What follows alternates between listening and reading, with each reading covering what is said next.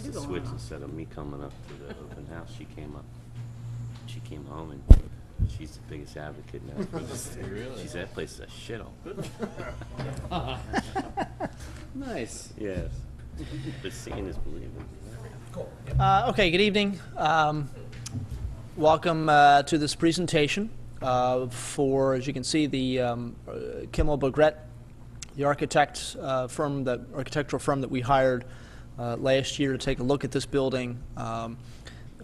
This is not a meeting of the Falls Township Board of Supervisors. It is being videotaped, but this is not a full meeting, so we're not going to be taking roll. We're taking no action this evening, no votes, no motions.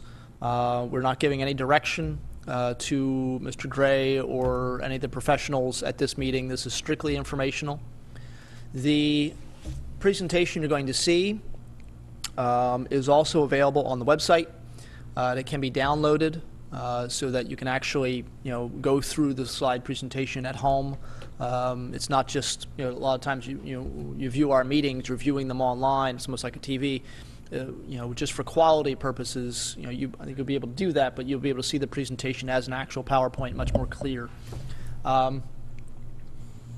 We will have some time, after Mr. Kimmel makes his presentation for questions.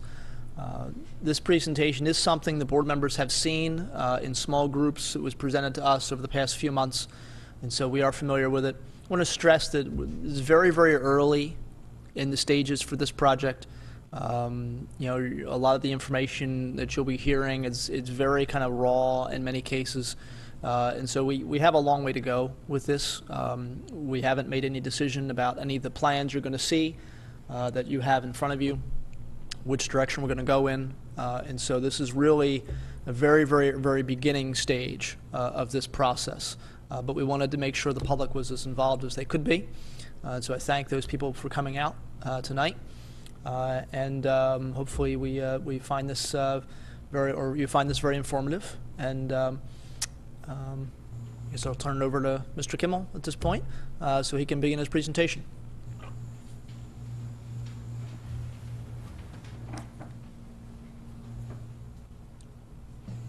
Thank you all. It's my pleasure to be here before the board and before the residents of the township to talk about opportunities for how this property can be purposed to best serve the residents. A few seconds about us, since some of you might not have been here when we presented our credentials some time ago. Our firm is located in nearby Conshohocken, Pennsylvania. We have a unique mission amongst architects, which is called Extraordinary Solutions for Ordinary Budgets. It's kind of unique in the profession in that it focuses and commits to treating folks' money in a very kind of sacred way, and to helping people spend their money wisely to get the maximum amount of value, which in municipal construction, if you choose to go forward with some sort of construction project, is a challenge. We're specialists in that, and we work with almost exclusively what I would call mission-driven, board-driven decision-making. Over 60 municipalities we have helped through this process, and it's one of the things that we enjoy doing greatly. We look for opportunities in any of these type of projects to help use it as an opportunity to build community, and not just meet the nuts and bolts needs, but to have it be something that is good for the township that they're going to have for a very long time. Last but not least, we have a unique approach to fiscal accountability also in the profession. Again, these are, I think, all some of the reasons why we were selected over some of the competitors that we competed against to get the job. But we have a commitment to minimizing change orders, and we actually have tracked change orders through our many, many construction projects, and are below 1%, which outpaces the municipal market by at least 6% across the state and across the nation. So that's just a little bit about why we're here today. The Board of Supervisors hired us to help them through a very specific process that we call master concept planning. You see on the slide before you the phases of that process, which I will highlight with my laser pointer here, I think. There we are. The first thing we did is we helped confirm what the mission of the project is, and we'll talk about that in a moment. Second is that we met with, over a series of many meetings, all of the departments within the township to understand how they currently operate, how this existing building compromises certain efficiencies of operation and other issues, how they would prefer to operate if they had better control of the facilities, and then we ultimately documented that and came up with some things that we'll show you on that. Phase 3 was to do what we call intelligence gathering, to understand this site and the actually several structures that were built that represent this one large building complex now, to understand what the conditions were in the building in terms of layout, to understand what the conditions were in terms of structure, water, mechanical issues, things like that, to know really what we're starting with here. And then finally, after we've gone through the first 3 phases of mission, programmatic need, constraints, then we come up with some conceptual designs that are really designed to, in a kind of self-evident way, meet the mission, fulfill the programmatic need, and reconcile the constraints that you have. And so where we are in the process now is we're in the middle of phase 4, which is we are presenting 4.5 different options and our recommendation based on everything we know. And then at some point in the future, the board will perhaps decide to change our options or go forward with one option, and then we would complete phases 4 and 5, which would include more detailed design and also more detailed cost estimating, even though we have cost information for you today. So a little bit about issues with the building. If there was a public tour last week, and if you availed yourself of that, you saw a lot of these things firsthand. If you come here regularly, you'd see it firsthand. But you haven't been here, there's lots of things in this building that you have to sort of see to fully appreciate. And in that I've been to literally hundreds of municipal campuses around the state. I have probably a uniquely broad perspective on that, and I found some unique things here. But there's definite issues with the site access and the resident access and public access and police access to the building, even from the street, and finding what door you would need to go to enter the building, finding the right parking space, knowing when the building's open or closed. There's many issues, and it makes sense because the building was not built as a municipal building originally. That was something the township over time has sort of renovated it into, and so it makes sense that it wouldn't work perfectly given that it was started out with a different purpose. In addition to that, because a lot of the building was designed as warehouse, there's almost no staff member in the entire staff that I believe has a window. So all day long you're sort of internal to the building unless you head out to the edge. So its footprint and its depth to width ratio is not what you would have for office space typically. It's not what you would have for police space either. And so you see, like the slide in the lower center left, I'm sorry, the laser pointer is probably not going to show up very well on the television here, but you just have these sort of sea of open spaces, once warehouse, and the township staff has made do in these spaces and do a great job. One of the additions that the township added was this atrium along the, I guess that'd be the north side of the building, as a way to get into a building that otherwise didn't have access points. That is failing, and it's failing structurally, it's failing from a weather perspective. It's neither heated or cooled, so it's generally too hot or too cold, depending on the season. So it's not an ideal way to enter a building. You will see, and if you walk out of the building or you pull up to the building, particularly the two-story section of the building has a lot of masonry issues. You'll see cracking all over the outside of the building and water penetration and patches that have been put in place over the years to manage that. We have what is, and again, the police do a great job. But a modern police station would want to have an indoor sally port for prisoner transfer, and currently you have a kind of a caged area out back and a little back door that you go into. Not ideal for what you would want to have from a police perspective in that particular regard. If you did tour and you ever have a chance to tour the police station, I think we were giving out prizes if you could find your way back out once you made your way in. Because it is quite a unique challenge in organization, and there's quite a bit of inefficiency in operations when the staff have to move around over great distances and long corridors to communicate with each other. Public Works, as these two photos would suggest, are overly packed, and you would find in all the locker rooms and bathrooms are used also as storage space, and they're used to stack and put things, and it's just generally over capacity as the township staff and services have grown quite a bit from when the building was originally occupied by the township, so it's all natural that there's some elbow room issues in pretty much every department. Recreation, you have a pretty good rec component, and when you consider that you really have no space in the building except one room to have any kind of indoor programming, it mostly has to be implemented at the parks. It doesn't give the community a lot of reasons, and I always joke, to come to the municipal building other than to complain about something.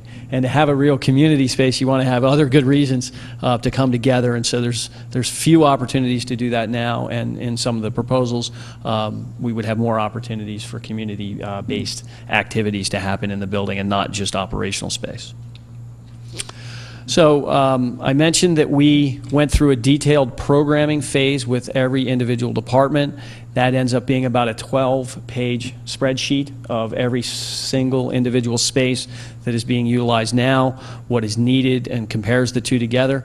The slide on the screen right now is a really short summary of that, because you can't really project a slide of something that detailed and even be able to see it from as close as where I am. So what we do is we have on the far left building spaces, major departments: administration, parks and rec, police, public works storage, which is sort of defined separately than the public works operational area. And then currently you have square footage in the middle column for each of those departments: 9,250 square feet for administration, 2,060 square feet for parks and rec, 16,555 for police, 6,620, for public works, and then 9,800 square feet of space for public works storage, or a total of 44,340 square feet existing indoor space, not counting the storage containers and other sort of things that you would sit and see sitting around the perimeter of the parking lot. As proposed, based on all the meetings that we have 11,000 square feet for administration, so it goes up about 2,000 square feet, 7,000 square feet for parks and rec, which is really the inclusion of community usable rooms that account for that. Police jumps significantly to 35,900 square feet, as it is lacking and tends to sort of grow and renovate space all the time, and for them to stay with their best practices. Public Works goes to 11,800 square feet, and then Public Works storage jumps to 20,900 square feet, with, among other things, the goal of having all the equipment under cover and not rusting and not wearing as fast, because you invest heavily in your Public Works equipment. And so that totals 86,900 square feet, roughly, by my math, 42,000 square foot increase. Again, much of that is in that storage category itself.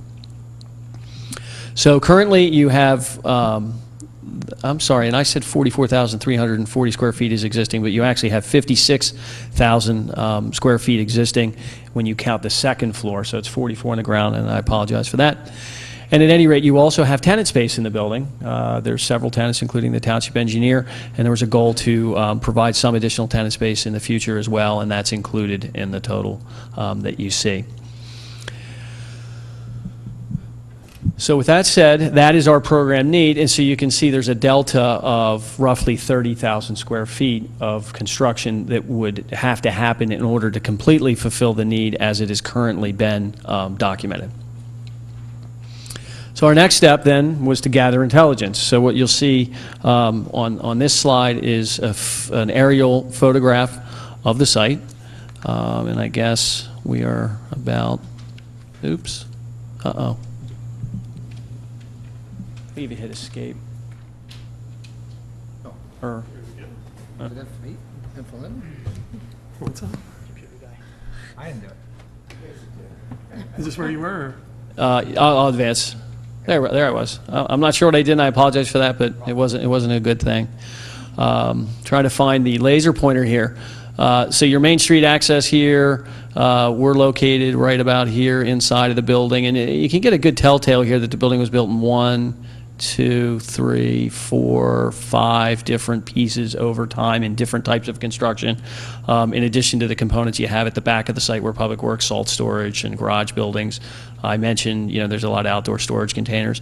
What many people may not know is the township property actually extends over here to the sort of northeast, but there's no current access directly from this property onto that property, but there is a cul-de-sac access for that, and so part of our job is to explore the entirety of the property and its opportunities, and so we have.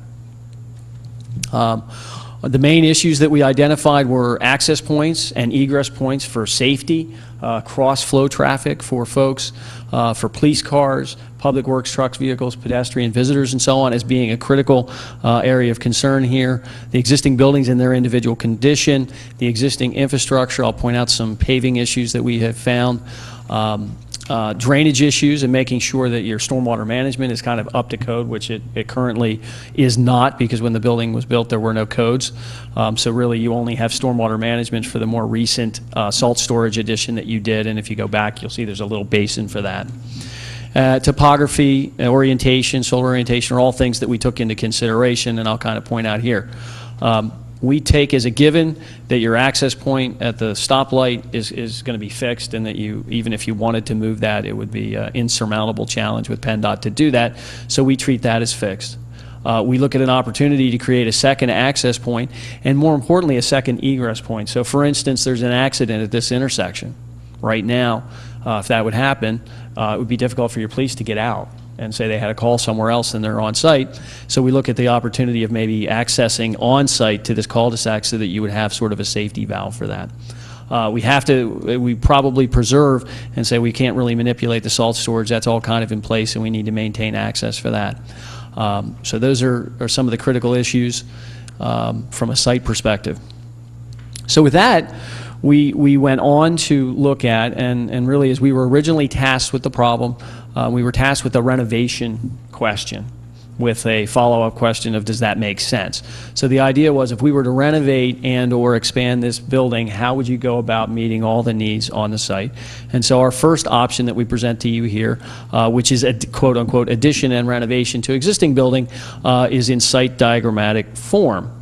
And so the existing building is located in a dashed line where my laser pointer is, and this is a series of renovations to existing plus expansion to existing to get to the proper square footage that I already described to you.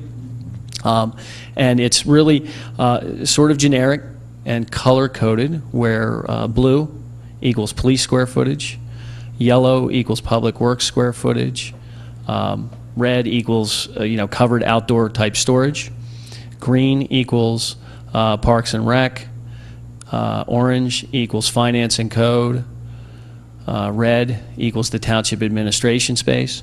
And so this particular option does a number of things if you look on the site. It keeps the existing access point that I already mentioned, but it extends the road straight and reconfigures the entry point and adds a new entry to the building that you can see from the street, that you can see from the intersection, and that you could also see once you're kind of on site, whereas right now you sort of drive past all of that and might not remember where you are.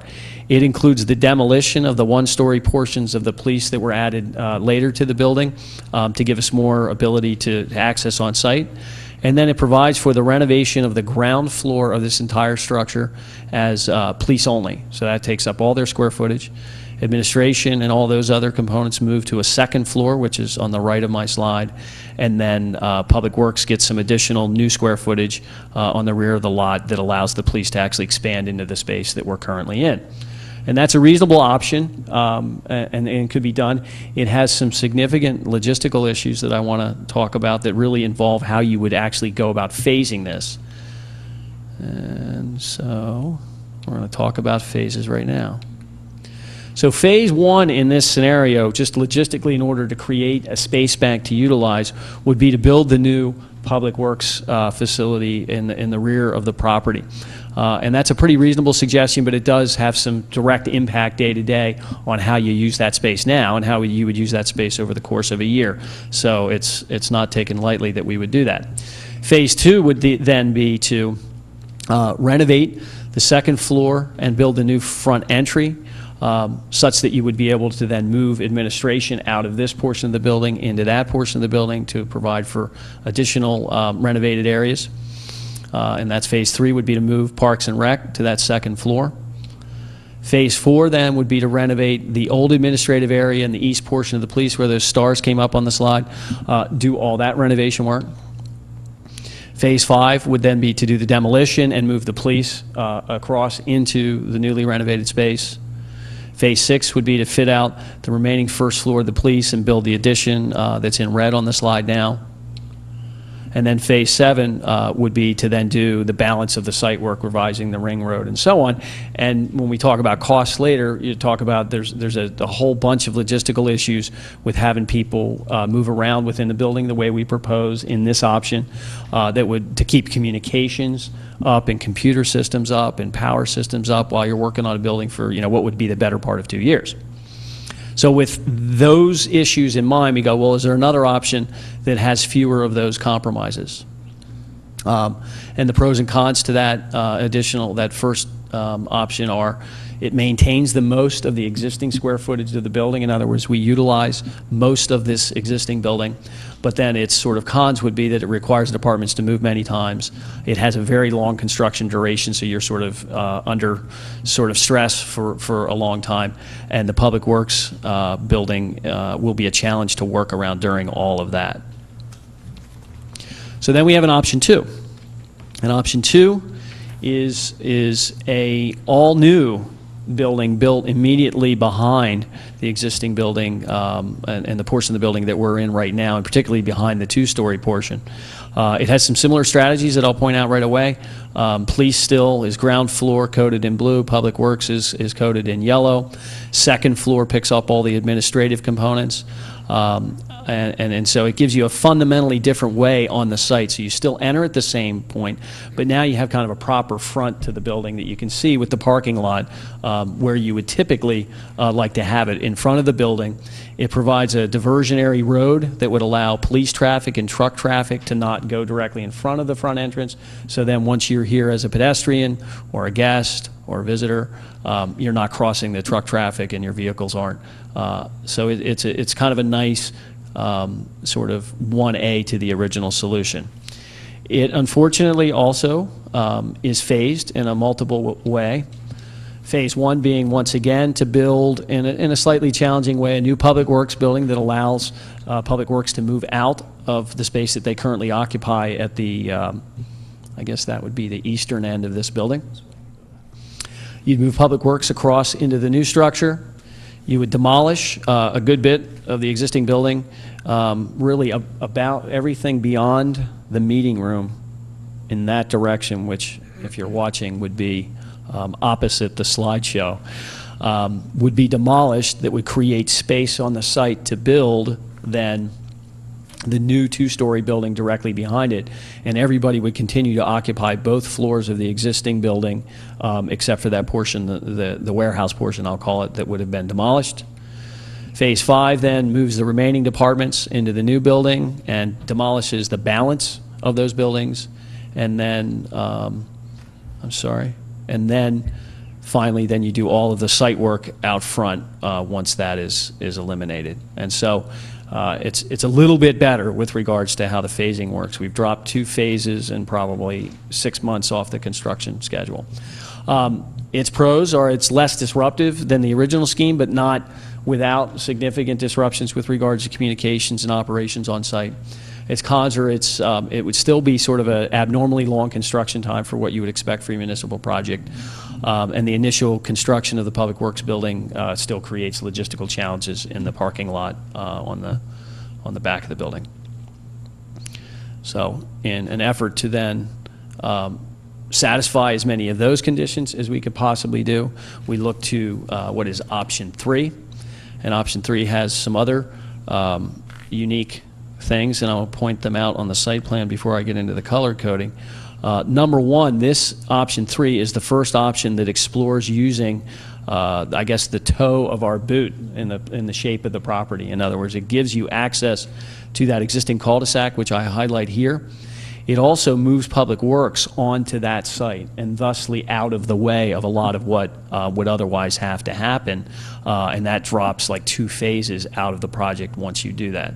So in this scenario, we have the main entrance as it currently is, with still a proper front and parking lot, drive lane that then gives you secure access to the rear, a drive lane then that connects to the cul-de-sac so that you have that second way out that I mentioned earlier, and you have an all-new building again built behind the existing structure. It is still two-story with police primarily on the ground level and other administrative functions on the upper levels that are highlighted here off to the right. Phasing of option 3. Again, it all starts with getting Public Works out of the way of our other things we do. So we build the new Public Works on the, I'll call it the cul-de-sac part of the site over on the right side. Phase 2, of course, is to move those folks over. Phase 3 then is the demolition of the administrative and Public Works building one-story section, the warehouse portion that we're in now, not the two-story portion, and the consolidation of everyone else into the two-story portion. Phase 4 then builds from scratch the new two-story building directly behind the building. Phase 5 then has everyone move over into that, and then the completion of all the site work in the parking lot in the front. And again, it has some pros and cons to talk about. It is another order of magnitude less disruptive than the prior two schemes, but not without some multiple moves on the part of certain departments. It still has construction duration issues and the managing of a construction site where all the vehicles want to be at the same time, all of which could technically be done. So we haven't shown anything here that couldn't technically be done, but logistically challenging, and sometimes those challenges lead to construction duration, which leads to higher cost. So then that leads us to then option 4, and we only have one more option, so I won't go on too much longer about this. And this is, another evolution that is probably an even better solution to a similar problem. But it has us building on the adjacent property that's really across the driveway. So as you would enter from the intersection, there's a green area off to the left that is township-owned property. And this would allow us to build a two-story building in that location, which means then we don't have to build right in the middle of the backyard, and we don't really have to demolish anything right away. So everybody stays put until that new building is done, and then they move over all at once. And so it's really one move from new to old, and it drops out any number of phases, which I'll demonstrate to you.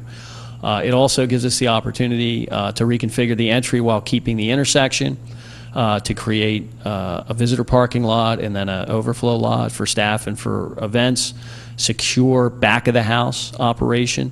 I will point out that this takes the entire front of the property and takes it from what really is now all asphalt and building and makes it very green and pushes a lot of the green, well, that you don't even currently have at all.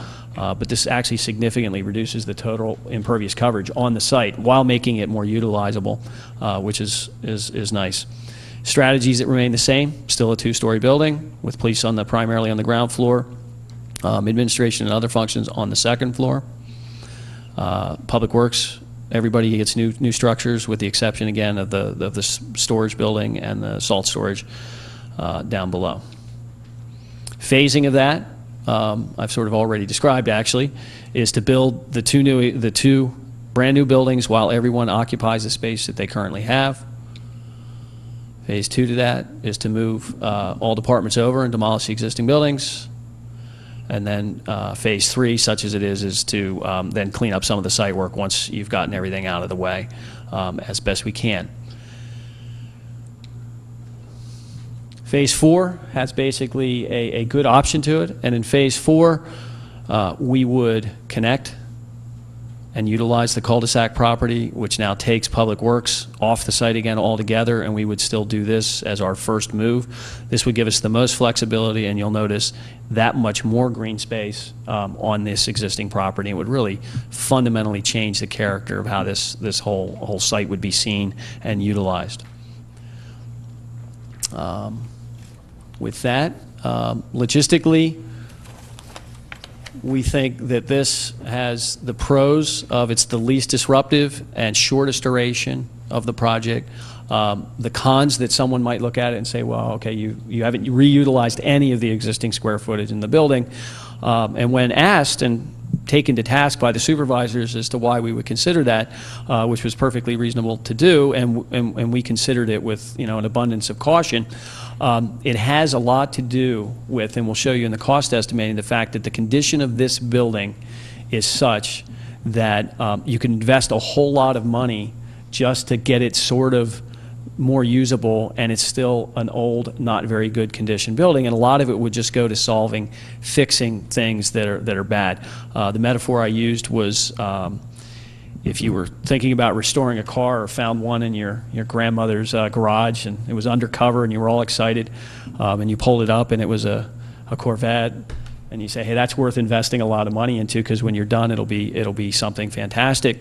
Or maybe your other aunt, and you pull the cover off of that and she had a Corvair, and it might not be a car that would be worth investing in. And our great concern here is that investing millions of dollars into this structure will still be replete with compromise in terms of operations, but also you'll be left with kind of an old crotchety building to deal with, and you'll still have problems moving forward. That said, we presented cost options for all 4.5 options, and we are presenting those now, and they're really by phase. And so just to make this reasonable, since the handouts will be available, everybody can see it by phase, I'll just talk about total gross cost right now, and make sure that I can see that. Now, everyone would point out it's very schematic, very diagrammatic at this point. We utilize our database of our 60 municipal projects as a basis for calculating what we would expect these costs to be, plus construction standards and current market conditions. And so we present a range. So option 1, as it was originally presented, which was the renovation and addition scheme, if we go to the bottom of the slide, total project cost in the range of $13.7 to $16.5 million all in. Okay, so that's everything, and one of the things we're cautious about doing in the supporting documentation is that's not just building costs. That's building costs, moving costs, phasing costs, furniture costs, technology costs. So we budgeted everything. A lot of times in public projects, a construction number gets out there and people forget to mention all the other things that have to happen, and we don't want to forget to mention that. So that's your all-in project cost. And it does have premiums because it's a 2-year or a little over 2-year construction duration compared with some of the others that would have a shorter duration. Did the slide change? No. Option 2 has completely different costs when you look at the phasing because it's done a little bit differently. But at the end of the day, option 2 has a range that's pretty close. 13.9 million, a little bit higher than the bottom range, to 15.9 million, a little bit lower than the top range. And this all has to do with site work and phasing logistics, that those two ranges vary slightly. And again, that's an all-in budget for option 2. Option 3, which is the new building directly behind. So this is the first one that had no renovation, all new construction. 14.15 million to 16.19 million. A duration of construction time of 16 to 18 months. Again, the phasing, the way that's all phased is very different, but the numbers end up being very close to the same.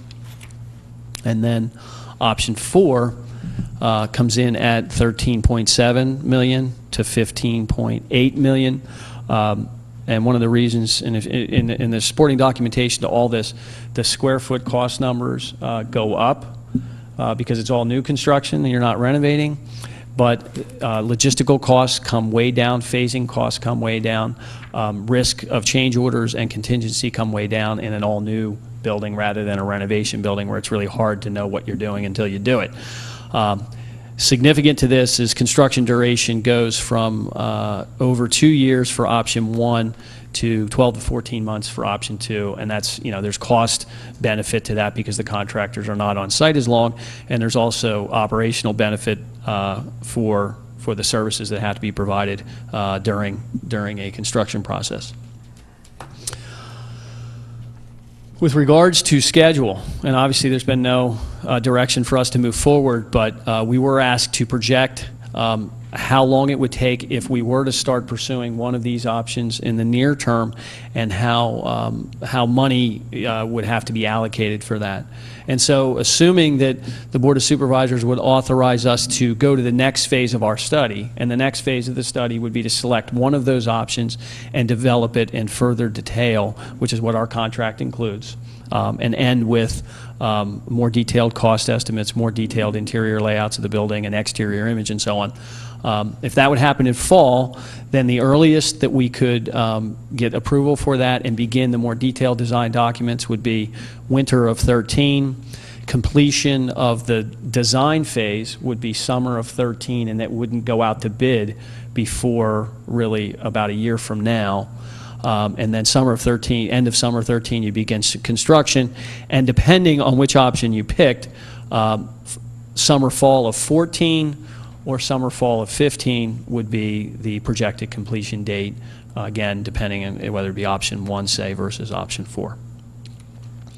If you would look at how that would cash flow relative to our overall project budget that we mentioned in terms of when the township would spend money, because sometimes it's confusing. You go, we agree to an X amount project, and the next day you have to have that money in hand and spend it. These projects take such a long time in duration that that's not really how they cash flow. So, for instance, if we followed the schedule that we just projected to you, only 1% of that total budget would be expended by the township in 2012. By the end of 2013, you would only have spent as much as 32% of that budget, which means the balance of the design budget and a little bit of the construction budget. And then 2014, you would spend the balance, or you would spread that over 14 and 15, again, depending on which option you picked and how long the construction duration was. So there's a little bit more time in there than might otherwise meet the eye once you think it through. We were asked to, at the end of the day, to give our recommendation. That's part of our job here. Our recommendation would be option 4 with the connection through to the cul-de-sac, which we think, compared with other townships, would be something that you'd seriously want to consider. But our job would be to develop whatever concept the Board of Supervisors would instruct us to at some point. With that said, that concludes the direct part of the presentation, and I can take questions in any format you all would like me to. Okay. I want to thank Mr. Kimmel for going through the presentation. As I said, the presentation you just saw is identical to the same presentation that the supervisors have gotten in small groups over the past few months. I should have mentioned, I forgot to mention earlier, Mr. Rocco is here. He was sitting down at the other table because his seat isn't real good for viewing the the screen there. So one thing I did want to point out, and I'll say it up front because I know all the board members will say this, I'm sure, is that the one thing I think all of us agreed on as we were seeing this presentation is that the cost estimates that were presented are much higher than what we were looking at. And so that's one of the things that I think we all agreed on just in conversations amongst us, is that this is a lot more money than we had planned on spending on this project, while I think all feel that there definitely needs to be something done. So I wouldn't really get too attached to those numbers a whole lot. I likened it to school boards that usually in January or February come out with a budget that's says, well, the tax increase this year is going to be $500 per resident, and then by the time they pass the budget in June, it's no tax increase, or like 1% tax increase or something. That number will definitely change, and we all sort of agree on that. We just don't know how, and so that's where we have to kind of figure that out. But I'll see if board members have comments and questions, and then we want to open up for public comment and get people's ideas and thoughts. So, Mr. Galloway, we'll start with you. Comments or questions? I'll Make pass. sure you use the microphone there. Sorry. I'll pass for the moment. Mr. Snipes? Yes, Mr. Chairman. I am just going to say something real briefly, and then I'd like to hear the public input. This was based on a number of bits of research. One, of course, speaking with staff and people who actually work here in the building, the police and the others, and getting kind of best case scenario from their perspective of what they would like to see. So we understand that maybe it's not grandiose, but it is based on kind of, if they were to dream for what they really need or dream big, what would they dream for? So we understand that's probably one of the reasons why, at least I'm thinking, why the cost is much more than we had expected, besides the fact that I'm not necessarily in construction, so I might have been unrealistic about what these kinds of things cost, including just the renovation itself. So that is one area that we can decide. We can shrink the amount of space that goes here or there. Those are one of the areas, but general construction is expensive, and so if we really want to do something, then we've got to be prepared for the fact it's gonna cost some big money. And I'd like to hear what residents have to say, and before I say anything else. Thanks. Mr. Dents? I want to agree with what Mr. Snipes said. We didn't see exactly what the departments asked for. They want this and they need that. So there's a lot of fat you could trim from that. I think what's going to end up happening is we're going to have to come up with a number that will give Kimmel Bourget, and what can we get for that number, or something along those lines. And like Mr. Harvey said, none of us were expecting these numbers as big as they were. Obviously, something has to be done, but that's all I have for now. Okay. Mr. Rocco? I just want to thank you for your presentation. I thought you presented really well. And I kind of agree with the rest of the board members that I'm curious to see what the public has to say. And also, as Mr. Harvey pointed out in the beginning of the meeting, this is pretty raw, meaning it just, this is our first pass, more or less, at this. So there's a lot of options for us to explore still. So thank you. Just one or two things just before I turn over to have some public comment. One of the questions I asked when you had presented this to me originally was about, in taking a look at this building and just renovating the existing footprint, why not put a second story on this end of the building we're in now? Could you comment on that? Yes, I can. This was designed, this portion of the building that the supervisor refers to, was designed as a warehouse. It is a sort of warehouses by definition are kind of light duty. They have big wide open spaces, which means their roof construction is really, really, really light. And they're specifically not designed to have a second floor. So in order for a building like this to add a second floor, you would essentially build a new building over the existing building in order to have the structural capacity to do that. And so that would probably be maybe counterintuitively the most expensive solution to adding square footage, because now you'd be doing that over top of existing footings, and you only do that when you have no other choice typically, and I think you have some other choices. Okay. All right. Thank you. All right. Interested to hear from the public. Mr. Benny, see your hand up? And we'll ask just like the meetings, just so you can use the microphone so your questions are recorded. Thanks. My name is Brian Binney. I just have 3 quick questions. Number one, you said the pricing was all inclusive, but when I looked at your spreadsheet, I didn't see any numbers identifying architectural engineering. Is there a number in there somewhere? Yes. Okay. Number 2 is, I was wondering what the logic is of placing the office and the public space on the second floor. I've seen municipal buildings that have that, but typically they have a walkout second floor, so the police enter from the back and the public enters from the front. It just doesn't make sense to me that the handicapped people or other people would have to always go to the second floor to access the public. Thirdly is, I know currently where the detention basin is back there, the Public Works use that for some kind of storage. If that's going to continue to be used for that kind of storage, or I would imagine that basin is going to have to be enlarged to accommodate if they decide to put another building and some more paving. So I'm just curious as to where the Public Works storage yard might move to. Okay. Good questions. Mr. Kimmel, if you don't mind, the idea of placing offices on the second floor versus keeping them on the first floor, and the issue of the drainage basin and some of the, I think it's like a lay-down area basically back there that the Public Works uses. Okay. I'll do them in order.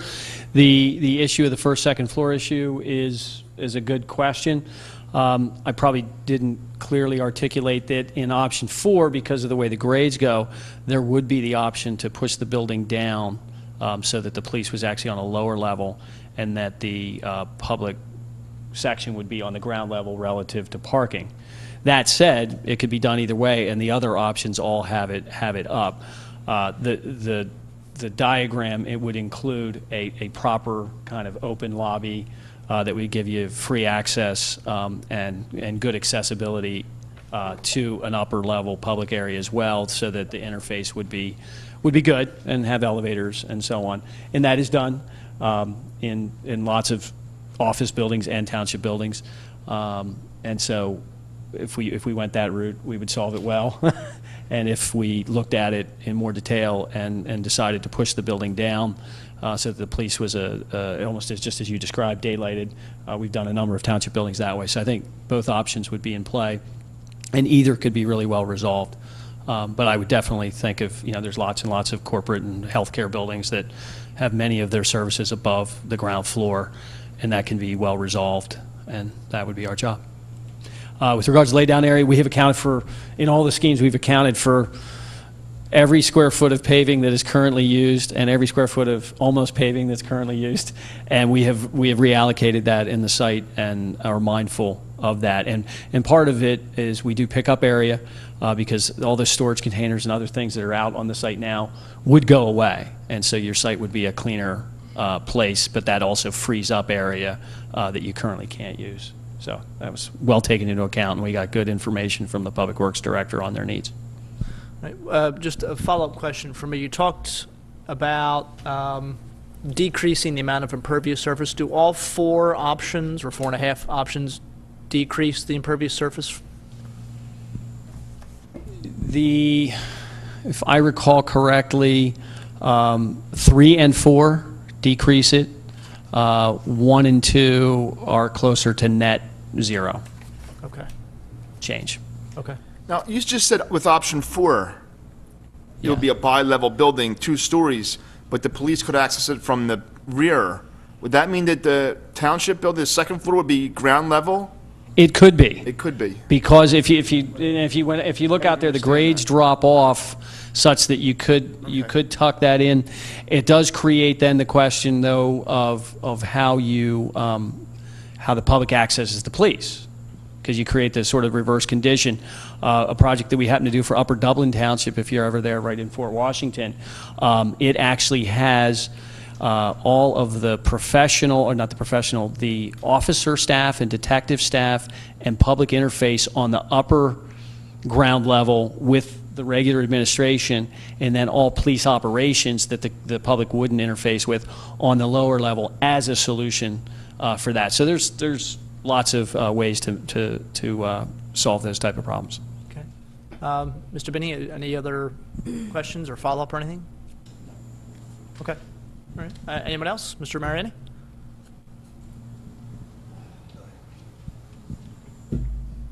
Thank you.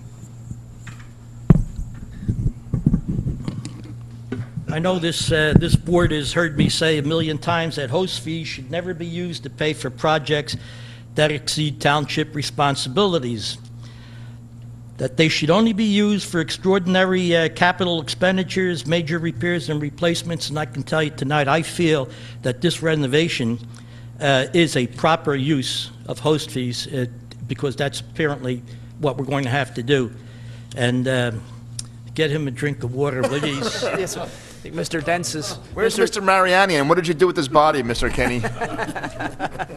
I told you they should only be used for, and that's what we're going to use it for here. So I did take the tour last week when I came here, and I went home and I like Mr. Snipes, I'm not an engineer and I'm not into construction, but I sat down, I said, I got to identify what the problem is here. And it's obviously this physical plant that we have right here is not suitable for the purpose for which it's being used. And so if you want to sit down, and I says, analyze the problem, you have inadequate workspace. One of the things I noticed, you have no workspace privacy. These people are working. That's not a good way to work. The physical plant is definitely in need of repairs. I don't want to go into all of them, but even some of the drains were put in here without a trap. And so you get sewer and you get overflow and so on and so forth. The heating and cooling system has to be done. We have a big project here, but the police department is now, I picked up when I was here last week, they're running out of miracles to continue to run, any way at all to be efficient. So I says, let me come up with some solutions, my small way of doing it, and see if I could pick out the best. And I think the most critical area in need right now is the police department. And what you got to remember with these folks is that they're operative. And to go in where they're located right now and try to do any kind of renovation, the design, it doesn't permit them to do what they have to do. It's not a good candidate, I think, for an investment. So what I'd like to see done, in addition to all the good things that Mr. Kimball provided, I would take the police department and I'd move them out of their current place into a freestanding building, out of here altogether, and that building should be conducive to the police requirements for design.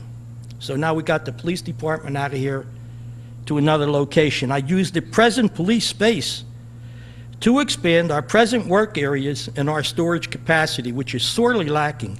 It's a wonder you can find anything in here, really, after I did that tour. The other thing I would definitely do, I replace the present heating and air system with the reliable renewal geothermal system in here. Now, you knew that was coming, okay? So if I had to evaluate the solutions, I would say I'd locate the police department in another building. I would probably like to do that on Lincoln Highway between Oxford Valley Road and Taburn Road. That place is something that has to have something done with it. I think that would be one of the things I would definitely do. I don't look at that as being an expenditure. I look at that as the township acquiring another asset that over the course of years will increase in wealth. I call that a valuable investment. I'd like to do that. I'd like to expand the present work area into the police space, and that investment would, of course, make this building worth a lot more. I don't think this building is such that it has to be done away with. I think we can work with this. If you've ever been to Europe, you'll see they're still using 2,000-year-old buildings. So I don't think this building is a loss. And I think we could make this an asset that'll be worth a lot more money. Doing that would free up the second floor, and I think that could be used for additional rental capacity. The investment in geothermal, I think we ought to really take a good look at it. You're going to recoup your investment between 3 and 6 years, and once you get by the initial cost, you're home free. And the United States Environmental Agency lists it as the most energy efficient option available. I'd like to see us think about some of the suggestions I put here. What I like about it, doing it this way, we're not consuming wealth, we're not just throwing money away. We're actually creating wealth. I'd like to see us really get into that. I mean, you're going to get a new asset if you move the police department. You're going to increase what this building is worth. You're going to have an environmentally friendly system in here that is virtually going to be free after its initial cost. So I thank you for listening to my suggestions, and I hope you might consider some of them. Okay, thank you. Thank you. Other, Mrs. Glasscock? Oh, sure, yeah, Mr. Kimmel, if you want to just comment. I just thought it might be useful to comment in particular about the geothermal. We have recently, in the last 3 years, opened 4 municipally owned or built projects that have geothermal to much success. This would be a good candidate for that type of thing to consider. If you look at our cost budget ranges, if you took like the middle range into the high range of the numbers that we have, they would afford that type of system. So I wanted to point out that you wouldn't likely have to go above even the range that we have in order to consider that, and those are based on projects that are actually built in place, and I just thought that would be useful information. Okay. All right, thank you. Yeah, we have, that was one of the instructions to Kimmel Bogrett, was to keep in mind anything that would be energy efficient, whether it's solar, geothermal, obviously the use of lights and motion lighting. You see a lot of buildings now doing motion lighting where, you don't have every light in the hallway on, but if people start walking down the hallway, the lights start coming on. That's all on the table. So, but thank you. Mrs. Glasscock?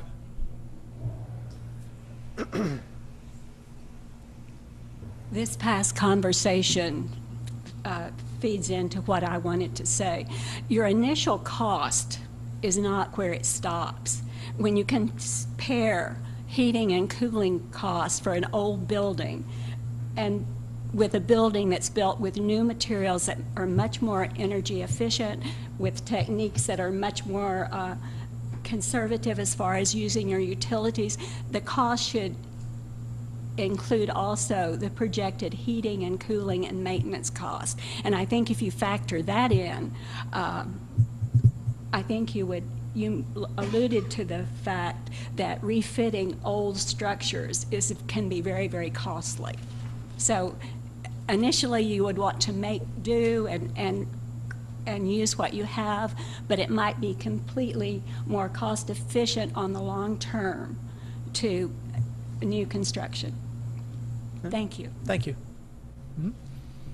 I agree with you. I'm easy. I agree with you. Anyone else?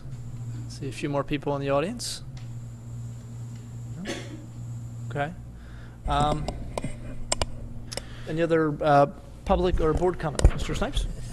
Yes. I wonder if you could comment on when you mentioned the option number 4, which had the option of the public walking in on the first floor and then perhaps the police accessing below, being able to come in below on a ground floor, or I guess the public entering on the second floor, let's just say it that way. The slope, so there's enough of a dramatic slope on that side of the property. I haven't really walked over there very much to notice that, but I take your word for that. But I'm also thinking that it almost takes the building and builds it, in essence, into the ground a little bit, and that, I believe, is almost passive geothermal in a way. I would think, I've actually been in buildings that were built into a hillside, and they save a lot of energy because they're already in the ground at a constant 55 degrees. Obviously not the entire building, but at least a portion of it. I don't know whether you could comment on that as part of that design. Does that factor in specifically the passive geothermal? Right. I'm inventing the word passive No, geothermal. that's a suitable term. Yes, certainly a building that would have a good deal of its square footage surrounded by ground would tend to consume less energy than one that doesn't. Obviously, one of the things you have to balance is you don't want to have absolutely no windows in the police area, and you have to manage some of those issues as well, which is why I want to clarify that I think that would be a possibility to do that, or to have it be somewhat as described. But you're absolutely correct that it would have a positive energy effect.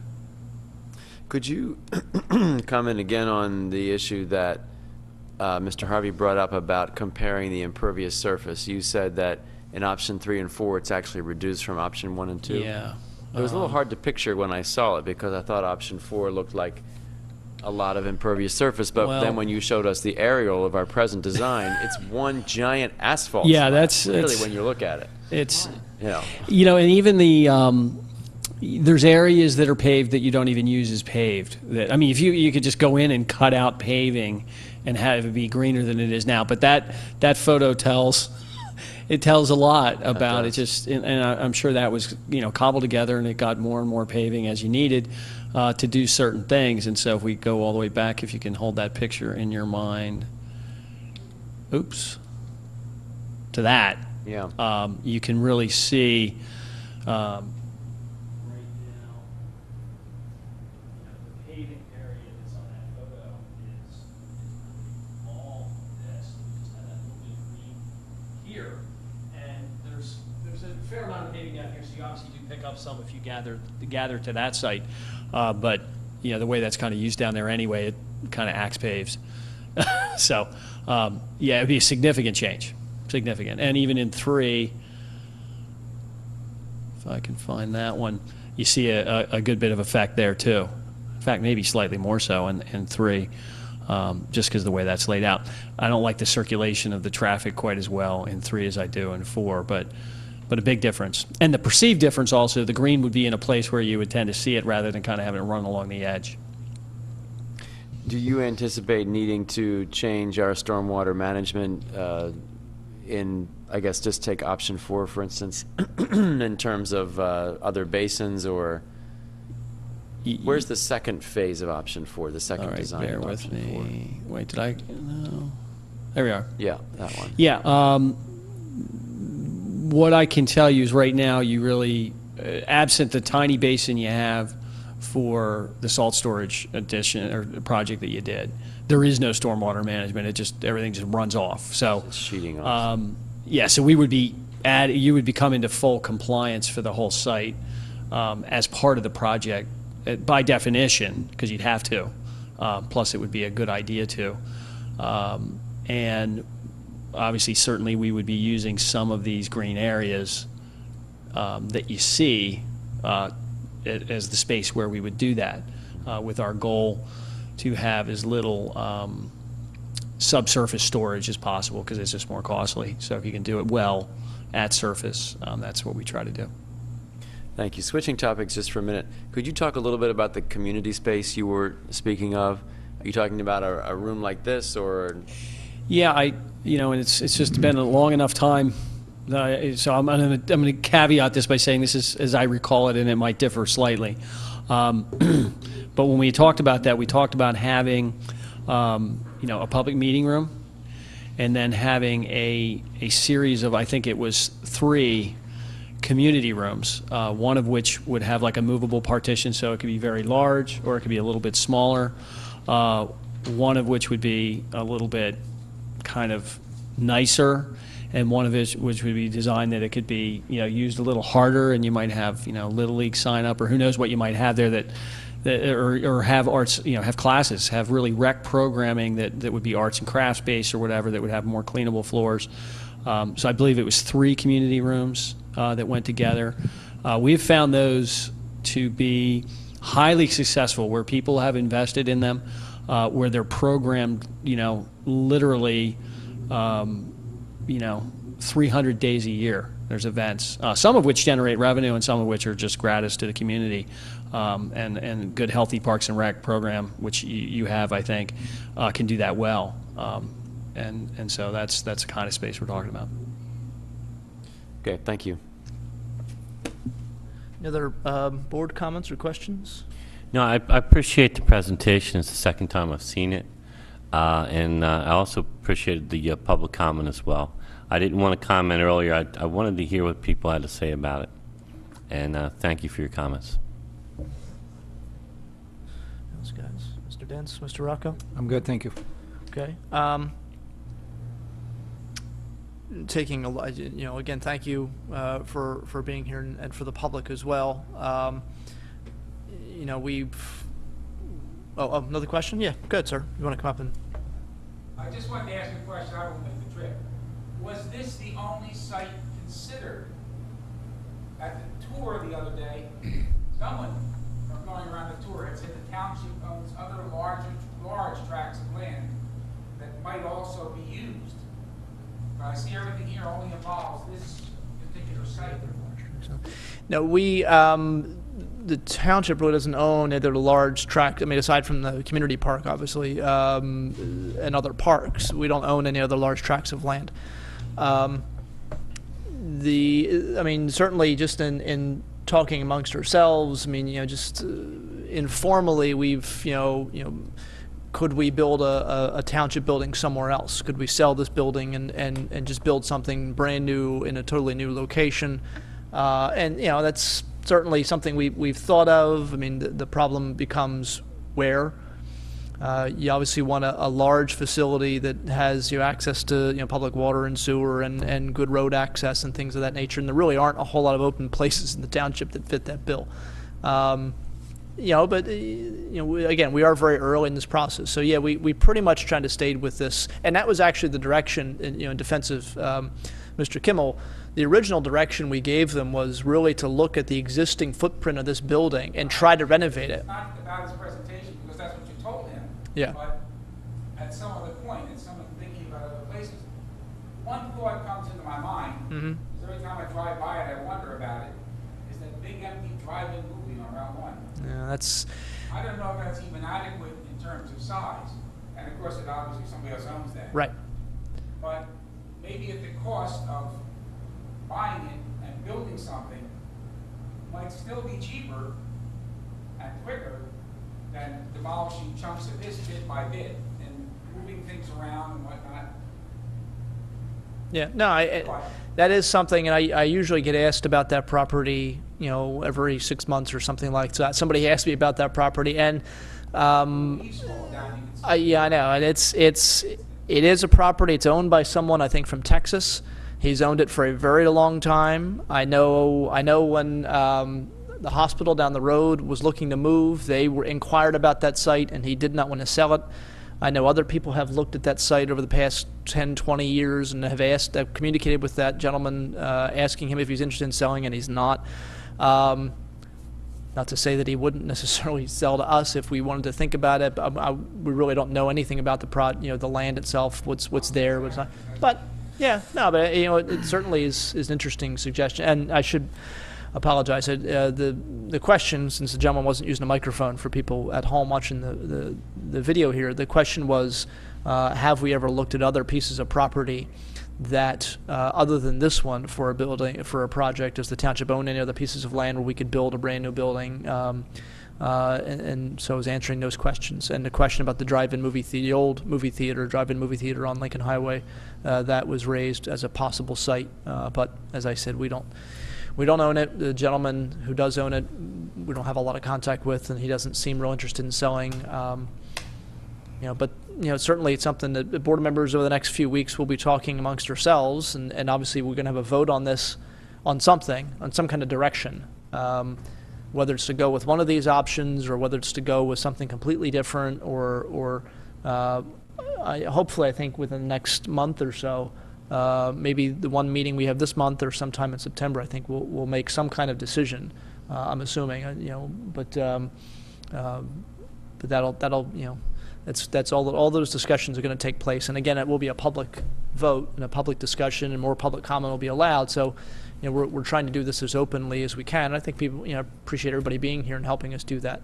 But Mr. Kimmel, do you want to? Yeah, I could comment on that because I've been asked to do that study before, where it included other off-site sites that were not acquired. Not specifically with this project. No, projects, but yes, we've been around that block a few times, and what it typically involves, as soon as you put an acquisition number on top versus a property that you already own, you start to put yourself behind the financial 8 ball. So unless it's like property that was donated or given or already owned, so that usually it ends up being a mathematical kind of non-starter.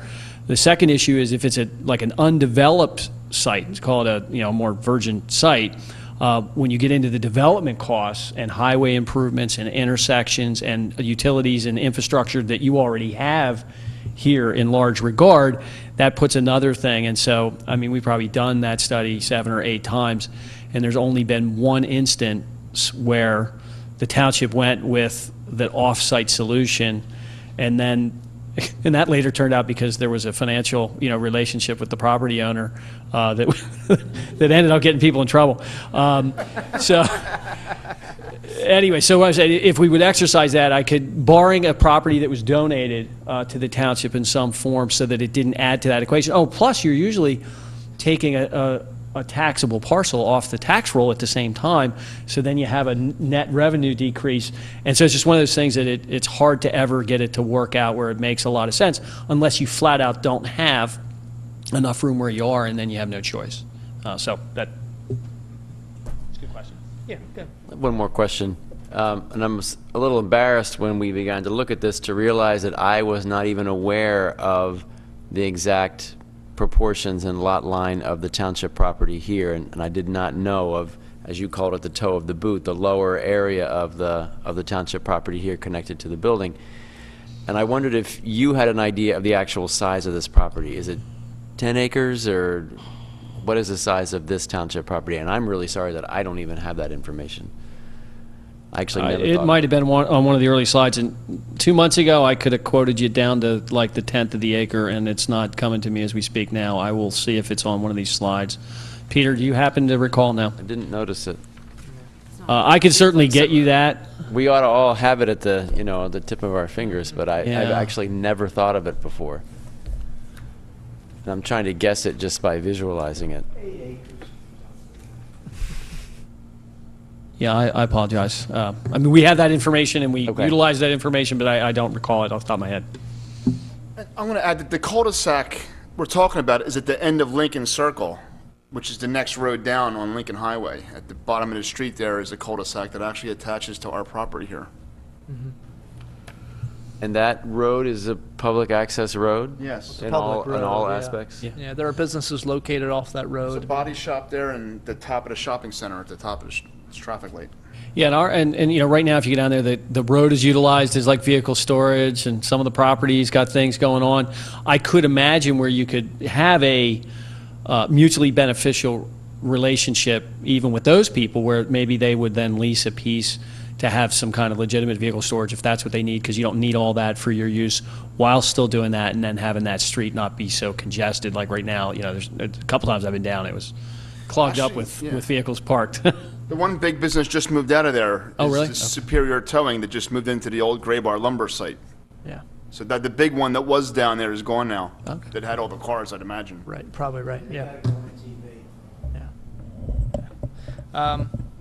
Yeah, I know it's, you know, I know this building obviously has had a lot of different lives, and that's one of the things that we've heard, you know, from Mr. Kimmel, and we see on this that, you know, this is a piece of property that I think originally was a car dealership, and then was a furniture store, and then, you know, 15 years ago, I guess, something along those lines, the township purchased it. I believe the township moved in end of 1995. 95 or so. The township moved here. And, you know, as Mr. Mariani talked about and Mr. Kimmel talked about, the building has, you know, a lot of problems with it. And the fact that, you know, we were not the original owners, and a lot of these walls that were put up were not put up by us, we couldn't even give Mr. Kimmel a real accurate schematic diagram of this building when he came in to do the work, just to, you know, and his staff, just to sort of really, you know, get an idea of what this building has in it. And anybody that knows anything about renovation, you know that once you start opening up walls and floors and ceilings, you don't know what you're going to find. You can hope for the best, but often the best isn't there. And that's kind of one of the things, you know, and, you know, my personal view, I came in trying to think of holding costs down as much as we could, but by utilizing the existing structure, and I think that probably isn't the way to go, just because you are, you know, renovating an existing structure always is more expensive than just building brand new. Bob, wasn't this a Van Sciver furniture warehouse? Yeah, I think that was after it was a car dealership, yeah. Oh. So I think there's actually even parts of the floor out here or somewhere where the old lifts for the cars used to be, and you actually can feel those as you're walking on the carpet. You can feel like the space where that, you know, Yeah, it's in the front of the building. in the front of the building. Yes, where the tenants are on the first floor. Okay. Yeah, so it's actually, you can, you know, there might be a button somewhere where all of a sudden a hydraulic lift rips up through the floor, and, like, you know, I don't know. But, you know, I think this is, you know, it's a valuable discussion, and I appreciate, again, all the work that's been going into it and everybody's comments and questions. I have one last question. Sure, go ahead. Just looking at option 4, just for example, the total project cost ranging from 13.7 to 15.7. Can you just describe kind of briefly what that range is all about? What would make a $2 million difference? That's a lot of money. Well, obviously, we just have the diagrams that we're working with. And so what we did is we took the full database of square footage costs for municipal construction projects that we did, and then the full range of site costs that we've done. And that establishes a range of what projects typically cost. And then we basically applied that to the square footages and the amount of site that we were impacting. And so the range is if every decision and everything that we find in the ground and in the building and the geotechnical report and the market when you put it out to bid hits perfectly, you would skew to the low end of that range. And if, for decisions of what you want to build, what we find in the ground and the market conditions, kind of skew to the, are different than that, it would skew to the high range. There's also in those numbers 2 different contingencies off the base number. So we have, our goal here is to be, what would that be called? Responsibly conservative, and not lead you all down a path that then we're wrong about later. So we have contingency even into those numbers because we won't even know at this point what year we would be building in. So it's all those kind of factors that in our professional opinion I think that based on what you've told us and what we see, it's going to fall somewhere in that range. As a percentage, $2 million is a lot of money, and I totally agree it's a lot of money, but as a percentage of the total, that's a more reasonable. I don't have my math whiz hat on at the moment, but $2 million and $15 million is not a large percentage, but it's a lot of money, and I agree. Okay, thank you. Okay. All right. Any other comments, questions? As we said, this, again, very, very preliminary. And again, we're not voting tonight. The presentation, again, will be visible on the Township channel, and the handout, which everybody here in the public got who came out tonight, this will be available on the website so that you can see, in much clearer detail than if you were watching this on the screen, on your TV screen or on the computer screen. Everything that was on here, everything that Mr. Kimmel talked about this evening. And at some point in the future, we'll have a decision to make, and again, we welcome public comment and concerns at that time. So I again appreciate everybody being here, and thank you very much.